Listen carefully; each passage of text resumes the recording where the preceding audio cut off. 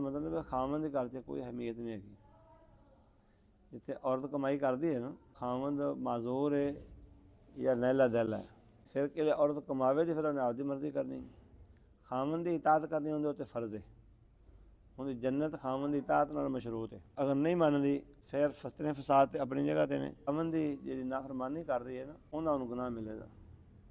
ਨਾਫਰਮਾਨੀ ਕਰਦੀ ਹੈ ਕਿ ਕਮਾਈ ਕਰਕੇ ਖਾਵੰਦ ਦੀ ਇਜਾਜ਼ਤ ਤੋਂ ਬਗੈਰ ਖਰਚ ਕਰਦੀ ਪਈ। ਉਹ ਆਖਦੀ ਵੀ ਮੇਰੀ ਕਮਾਈ ਜ਼ਾਤੀ, ਬਿਲਕੁਲ ਤੁਹਾਡੀ ਜ਼ਾਤੀ ਕਮਾਈ, ਅਗਰ ਖਾਵੰਦ ਤੁਹਾਨੂੰ ਰੋਕ ਦੇਵੇ ਕਮਾਈ ਕਰਨ ਤੋਂ ਫਿਰ ਤੁਹਾਨੂੰ ਰੋਕਣਾ ਫਰਜ਼ ਹੈਗਾ।